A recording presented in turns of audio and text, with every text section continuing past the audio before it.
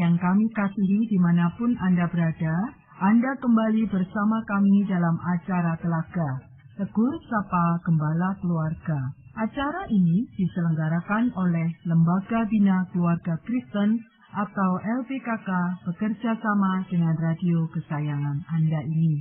Saya, Yosi, akan berbincang-bincang dengan Bapak Penginjil Sindunata Kurniawan MK.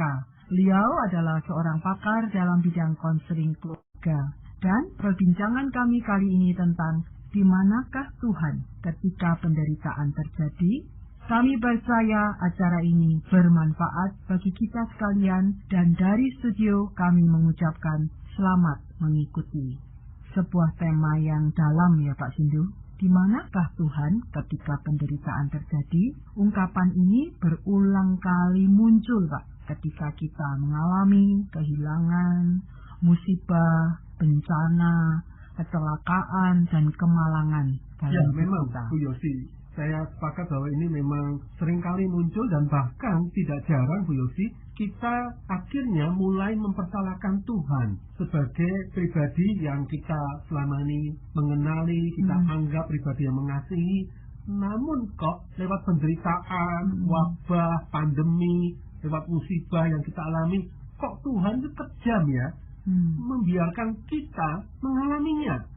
Terlebih kalau kita dalam posisi ya, kita sudah merasa kita sudah hidup benar, kita sudah hidup saleh, rajin pelayanan, rajin memberi perpuluhan untuk gereja, pelayanan dan misi ataupun kepada orang-orang yang membutuhkan, maka kita kecewa sekali kepada Tuhan. Akhirnya kita pun mulai ngambek pada Tuhan, ngancam bahkan untuk meninggalkan Tuhan, hingga puncaknya kita memang beberapa orang mengalami, memang membuktikan mereka sungguh-sungguh meninggalkan Tuhan. Betul. Kadang memang ini menjadi pergumulan dalam perjalanan seorang anak Tuhan ya Pak Sindu ya. Ya, dan ini menjadi sebuah realitas yang kembali berulang dari zaman ke zaman. Kalau kita cek ya, bahkan lewat toko-toko buku, rata-rata tiap zaman, tiap era per 10 tahun mungkin ya, selalu akan ada buku seperti ini, bahasan seperti ini. Apalagi ketika terjadi musibah massal, orang kan bertanya, di manakah Tuhan? Ketika misalnya sebuah gereja dibom, dulu ada WTC, ya 2001, itu bahkan ada anak Tuhan, dikabarkan meninggal tragis di usia muda, di usia sedang baik-baiknya. Kenapa? Di manakah Tuhan? Ketika terjadi wabah apalagi, di manakah Tuhan? Di tengah pandemi, di manakah Tuhan?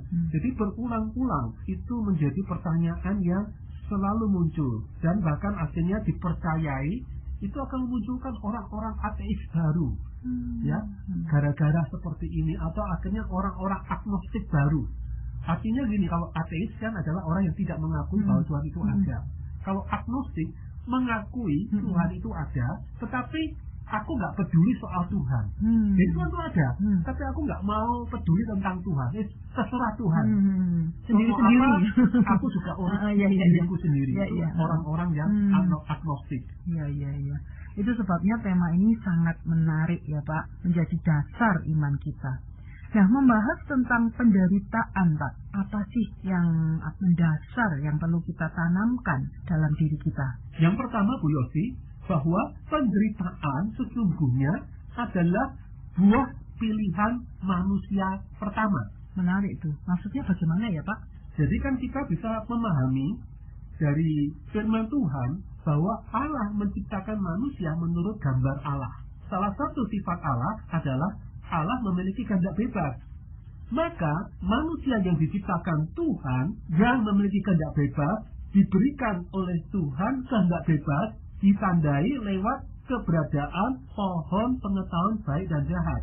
Jadi Allah adalah Allah yang memiliki kehendak bebas. Maka manusia sebagai sosok yang diciptakan menurut gambar Allah juga diberi kehendak bebas. Tanpa kehendak bebas, berarti manusia tidak sesuai dengan gambar Allah ya Pak. Tepat. Nah, makanya bagaimana musik kehendak bebas diberikan pada manusia? Manusia diberikan kesempatan untuk memilih. Memilih ya, betul. Untuk taat atau tidak taat kepada Allah. Bagaimana wujud pilihan itu? Diberilah pohon, buah pengetahuan baik dan jahat. Allah mengatakan seluruh pohon di Taman Eden ini silakan kamu makan buahnya, tetapi hanya buah dari pohon pengetahuan baik dan jahat, jangan engkau makan. Dan ternyata sayangnya di dalam kehendak bebas manusia, di dalam free will manusia memilih mengikuti bujuk rayu dan tipu daya iblis dan memakan buah itu. Maka sesuai dengan pernyataan Tuhan di dalam kitab Kejadian pasal 3 ayat 14 sampai 19, kita bisa melihat rentetan kutuk dosa yang terjadi atas seluruh alam semesta raya, di mana relasi antar ciptaan termasuk relasi antar manusia menjadi buruk, dan dikatakan oleh firman Tuhan, tanah pun, bumi pun menjadi terkutuk. Maka sejak itulah penderitaan menjadi bagian mata kuliah wajib dalam kurikulum hidup manusia, hingga berpuncak kepada kematian fisik dan kematian kekal di neraka. Sangat menarik, Pak. Tapi banyak orang yang berpikir begini, Pak. Itu kan Adam dan Hawa, bukan saya. Kenapa saya yang harus menanggungnya? Karena manusia pertama itu adalah bukan sekedar manusia pertama, tapi dia adalah hakikat kemanusiaan.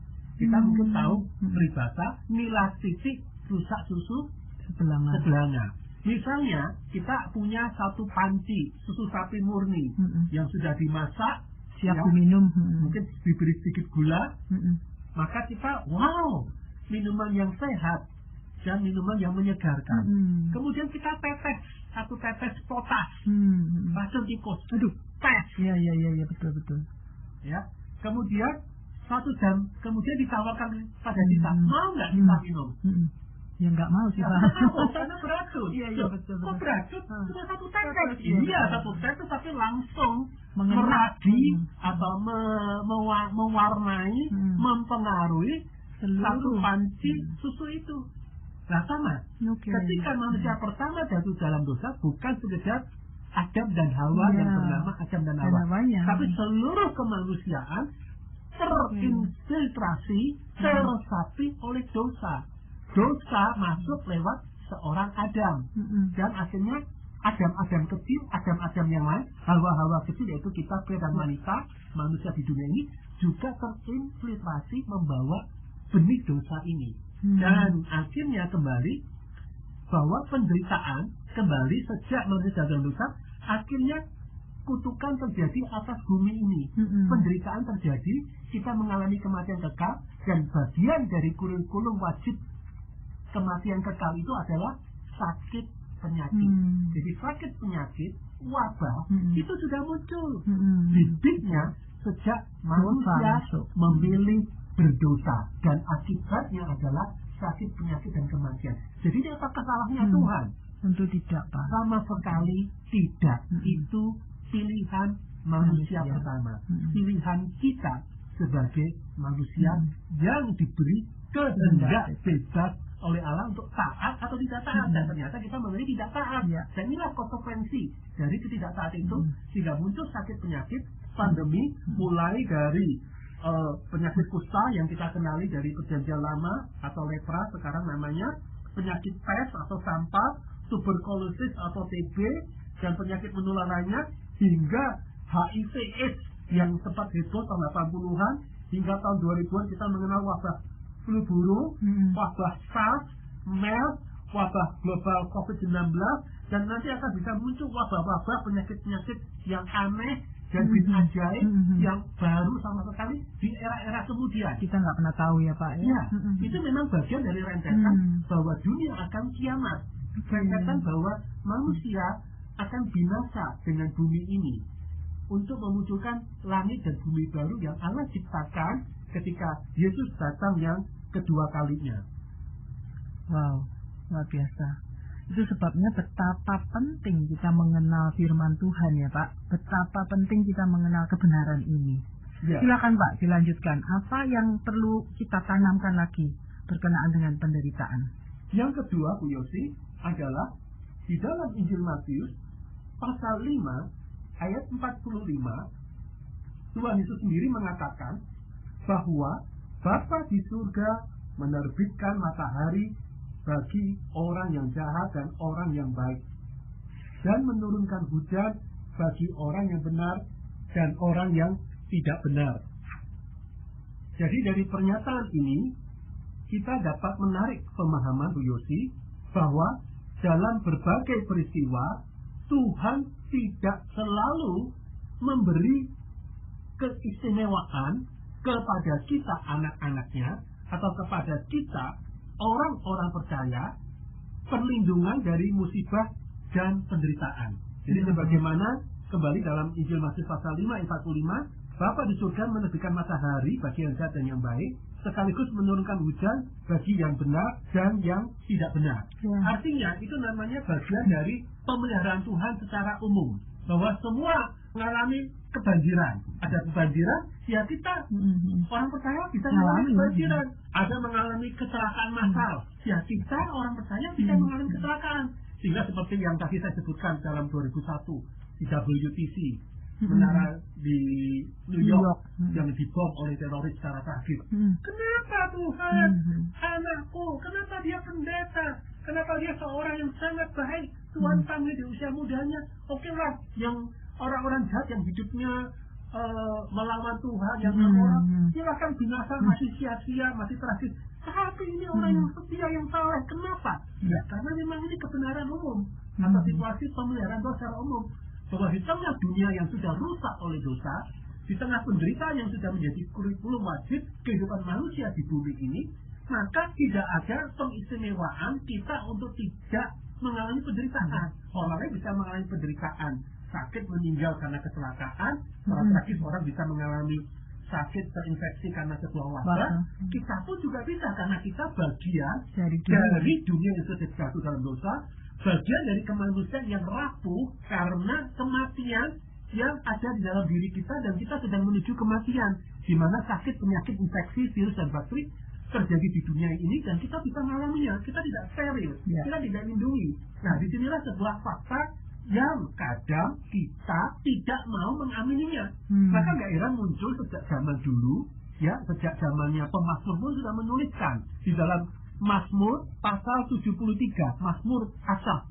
Sebab aku cemburu kepada pembual-pembual. Aku melihat kemunculan orang-orang fasik. Kesakitan tidak ada pada mereka, malah mereka sehat, gemuk tubuh mereka. Mereka tidak mengalami kesusahan manusia.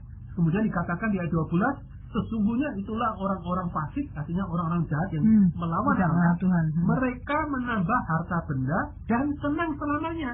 Sementara aku yang takut akan Tuhan, ya 13, sia-sia sama sekali. Aku mempertahankan hati yang bersih, membasuh tanganku, tanda tak bersalah, karena kenyataannya di ayat 14, sepanjang hari aku kena tulah, aku kena hukum setiap pagi. Jadi di dalam kisah pun, di dalam perjanjian lama, muncul orang-orang saleh yang hidupnya malah menderita. Orang yang melawan Allah tambah gemuk, tambah makmur, tambah kaya raya, sehingga dia tergoda untuk pahit kepada Tuhan dan meninggalkan Tuhan. Dan itu fakta. Malah maka kan muncul sebuah kepercayaan, jangan selalu baik. Kamu kalau terlalu baik hidupmu cepat mati. Rata-rata orang yang baik hati, yang saleh, mati muda. Kalau mau umur panjang, berbuatlah dosa. Rata-rata orang yang jahat itu umurnya panjang, matinya benar-benar waktu tua, karena Tuhan beri kesempatan untuk bertobat. Itu melorokan ya. Iya, bisa seperti itu, tapi itu bukan kebenaran. Bukan kebenaran firman Tuhan ya, Pak. Itu sebuah asumsi. Ya, tetapi ini memang kenyataan. Nah, di dalam konteks inilah maka kita perlu kembali kepada kebenaran bahwa kalau kita mengalami penderitaan, mengalami musibah, janganlah mempersalahkan Tuhan. Karena kita hidup kembali pada poin pertama, di dunia sudah jatuh dalam dosa. Kita hidup dalam dunia yang sakit penyakit itu bisa dialami siapa saja. Siapa yang bermain-main dengan api akan terbakar. Siapa yang bermain-main dengan virus akan terkena. Terkena virus, terinfeksi. Jadi ada hukum tabur dan tuai yang Tuhan ciptakan. Maka jangan sembrono. Atas nama iman, virus aku lawan. Atas nama iman, aku akan seberangi jalan tanpa melihat kanan dan kiri. Dan pasti mobil tidak akan menabrak aku. Itu namanya mempermainkan Tuhan. ya menerangkan anugerah Tuhan. Jadi tetap ada hal-hal yang di luar kontrol kita, dan Allah izinkan yang buruk terjadi karena memang dunia memang sedang menuju kepada kematian kekal, kebinasaan, dan kita ada di dalam dunia yang demikian. Tapi tentunya kita juga harus maksimal melakukan bagian kita untuk tidak melakukan yang jahat tadi ya Pak. Misalnya yang tadi nyebrang jalan sembarangan, lalu ketabrak, nyalakan Tuhan, atau ya nggak apa-apa, memang kita kan menderita kan, tentunya tidak konyol seperti itu ya Pak. Ya, dan memang ini akan memunculkan pertanyaan, lantas kalau demikian, untuk apa menjadi orang percaya? Untuk apa menjadi anak Tuhan? Kalaupun kita mengalami penderitaan, musibah yang sama dengan orang-orang yang tidak mengenal Tuhan, bahkan orang-orang yang sengaja melawan Tuhan. Nah benar Pak, banyak orang yang gini Pak, kalau misalnya saya mencuri dan masuk penjara gitu ya, oke saya bisa menerima konsekuensi itu. Tapi bagaimana masalahnya kalau saya sudah berbuat baik, saya sudah kerja sungguh-sungguh, tapi misalnya ternyata difitnah dan saya tetap harus masuk penjara. Ya. Nah pergumulannya yang nggak mudah di situ Pak. Ya, maka disinilah muncul kebenaran yang ketiga, Bu Yofi, Ya. yang perlu kita camkan berkenaan penderitaan, yaitu bahwa Tuhan telah memberi jaminan kepastian masuk surga kepada kita yang telah mempercayakan diri kepada Kristus sebagai satu-satunya Tuhan dan Juru Selamat kita dengan segenap hati, segenap jiwa, segenap akal budi, agar sepanjang hidup kita, sejak lahir baru hingga kita kelak berjumpa dengan Tuhan di surga lewat kematian kita, agar kita menjalani kehidupan yang membuahkan kebaikan dan kemuliaan Allah, termasuk di tengah berbagai penderitaan dan musibah. Ingat bahwa sejak lahir baru kita memasuki awal yang baru, yaitu awal peperangan rohani, awal pertumbuhan rohani. Kita diminta mengikuti jejak Kristus. Saya tanya, hidupnya enak, lancar, bahagia, seperti hidup di sebuah jalan tol, atau penuh penderitaan? Penuh penderitaan. Ya Tuhan, kita aja penuh penderitaan. Sebagai manusia di dunia, kok kita mau enak kepenak di dunia yang sementara ini? Kita dipanggil untuk bertumbuh makin serupa dengan Yesus, bukan serupa dengan Esau, bukan serupa dengan Adam pertama yang melawan Tuhan. Kita dipanggil untuk menjadi seorang yang serupa dengan Yesus. Artinya, memang ini dunia yang menderita, dunia yang penuh sakit penyakit, penuh penindasan dan ketidakadilan. Yesus pun juga mengalami difitnah, dia mengalami penindasan, dia mengalami ketidakadilan. Seorang murid tidak lebih daripada gurunya, itu kata Tuhan sendiri. Maka kalau kita menderita demi kebenaran, menderita karena iman, dikatakan dalam khotbah di bukit itu berbahagialah, karena kamu menderita seperti Yesus, menderita seperti nabi-nabi di dalam perjanjian lama. Malah dikatakan celakalah dan terkutuklah kamu dan kita kalau kita menderita karena kita bermain-main dengan dosa. Itu berbahagia. Tapi itu benar, hidup salah, hidup jujur, tapi kok masih menderita. Ini justru kita berarti diberikan kepercayaan mengalami penderitaan Kristus. Kita dipandang layak, dan ujungnya adalah mahkota kemuliaan, mahkota kehidupan. Siapa yang setia sampai garis akhir, dialah yang menerima mahkota kemuliaan. Inilah namanya ujian iman. Kita dinaikkan level kelas kita, bukan anak-anak gampangan, tapi anak-anak Allah yang sesungguhnya, yang menanggung sebagaimana yang Yesus telah tanggung. Jadi jangan lupa, penderitaan yang kita tanggung di masa dunia yang sementara, di tengah kesalehan dan hidup kita yang takut akan Tuhan, tidak pernah sia-sia. Kita sedang menabur dalam kesementaraan untuk menuai dalam kekekalan. Dikatakan dalam Pemazmur, orang yang maju ke depan dengan mencucurkan air mata, menebar benih, dia akan kembali dengan penuh sorak-sorai membawa tuaian. Kita memang digariskan kebahagiaan kita, sukses hidup kita di dalam cucuran air mata, menderita sebagai orang beriman. Tapi jangan lupa buahnya, tuaiannya adalah kita akan berbahagia sebagai hamba yang setia. kelak di surga. Itu upah yang sesungguhnya. Maka jangan lupa pandanglah wajah Yesus, lihatlah Yesus di tengah penderitaan sementara di dunia ini. Karena ujungnya adalah kemuliaan kekal, kemenangan kekal, melampaui segala kebahagiaan, sukses, ketenaran, popularitas yang bisa didapatkan orang-orang yang tidak mengenal Allah di dunia yang sementara ini. Sangat dalam ini Pak, perlu waktu untuk mencernanya. Karena tadi saya catat, maksudnya gini, pertama kita harus menerima ini adalah bagian dari konsekuensi dosa. Yang kedua, kita tidak boleh merumuskan Tuhan itu seperti yang kita mau. Oh, kalau saya baik, pasti saya bahagia. Kalau saya jahat, baru saya akan binasa. Tidak segampang itu gitu ya Pak ya. Tetapi hidup kompleks. Tapi yang ketiga ini, wow, lebih dalam lagi. Bagaimana kita pindah fokus dari fokus hidup di dunia, ini yang ternyata hanya sementara, menuju fokus Kristus di dalam kekekalan. Tepat. Maka disinilah Efesus pasal 2 ayat 10 berbicara bahwa kita ini buatan Allah, diciptakan dalam Kristus Yesus untuk melakukan pekerjaan baik yang telah dipersiapkan Allah sebelumnya. Justru dalam kesementaraan kita, di tengah musibah, kecelakaan, penderitaan yang bisa kita alami, kita dipanggil untuk seperti Yesus, melayani Tuhan, melakukan pekerjaan-pekerjaan yang memberkati orang lain. Kita bisa menderita di tengah pandemi, di tengah wabah, di tengah kemiskinan. Tapi itu bukan alasan untuk kita tidak memberi uang kita, memberi sebagian makanan kita, memberi sebagian kebaikan kita kepada orang-orang sekitar, supaya kemuliaan Allah juga dialami orang lain. Justru kita dipanggil menjadi saksi. Oh, dia ini padahal menderita, dia adalah janda miskin, dia adalah yang orang berkekurangan, tapi kok mau-maunya menolak bansos sosial, kok mau-maunya menolak pemberian orang lain. Dia mengatakan, aku masih bisa kerja, aku bisa cukupi diri, biarlah bansos sosial itu untuk orang lain. Malah sebagian makanan dan uangku aku berikan kepada tetanggaku, kepada orang lain yang membutuhkan aku, karena mereka pun juga membutuhkan. Wih, kok bisa ya? Oh, karena ada Kristus dalam hidupnya.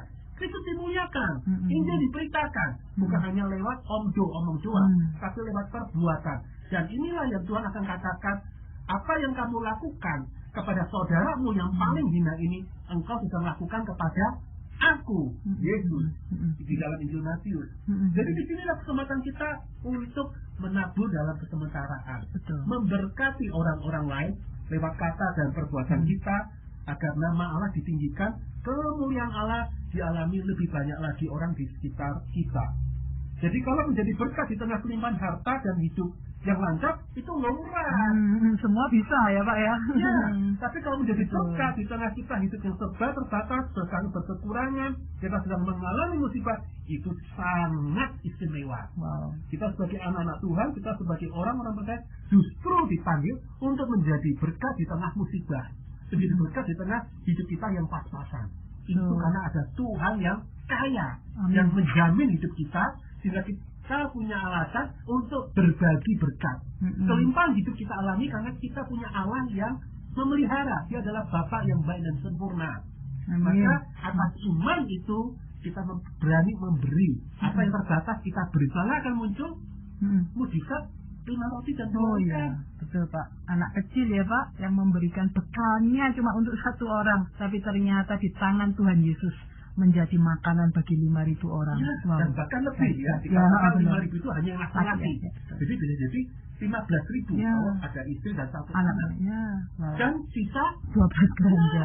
12 bakul. Bagaimana juga janda sampat, janda miskin di Sarpat, hanya punya minyak dan sedikit tepung, sekali makan hanya cukup untuk dia dan anaknya mati, dan itu kan mati. Tapi dia berani melangkah dengan iman untuk membagi, membuat lebih dulu untuk hambanya, yaitu Nabi Elia. Malah akan terjadi selama masa kekeringan itu selalu tiap hari Tuhan. Minyak dan tepung ada, bisa hidup dari hari ke hari, bertindak oleh iman, mempercayai Allah. Itulah panggilan kita di tengah penderitaan, musibah, kecelakaan yang mungkin kita sedang jalani sekarang ini. Pak, bisa nggak berikan satu kesimpulan yang membuat kita tetap kuat, ya, tidak lagi mempertanyakan Tuhan, tetapi justru menyerahkan hidup kita kepada Tuhan. Ya, bahwa penderitaan dan musibah akan selalu terjadi dan bisa kita alami sebagaimana semua orang manusia di muka bumi ini dari segala zaman, karena buah pilihan manusia pertama yang memilih hidup melawan Allah, jatuh dalam dosa, maka penderitaan, sakit, penyakit, musibah itu adalah bagian hakiki dari kehidupan yang sudah jatuh dalam dosa ini. Maka di sini poinnya adalah bukannya bagaimana caranya menghindar dari penderitaan. Itu keliru. Penderitaan itu selalu akan ada di dunia ini. Sejak lahir sampai kita mati, penderitaan pasti akan kita alami. Maka poinnya adalah bagaimana supaya di tengah penderitaan dan musibah yang bisa kita alami berulang-ulang di dunia ini, kita menjalani penderitaan dan musibah itu secara berkualitas dan bernilai kekal. Bagaimana kita lulus dari ujian iman yang kita alami di tengah penderitaan dan musibah yang kita dapatkan selama hidup di dunia. Jadi justru itulah poinnya. Maka agar kita bisa memiliki penderitaan yang berkualitas, memiliki penderitaan yang punya nilai kekal bagi kehidupan kelak di surga, untuk itu perlu bergaul intim dengan Allah dan firman-Nya. Ada istilah garbage in, garbage out. Hubungi kami lewat surat. Alamat mengunjungi situs kami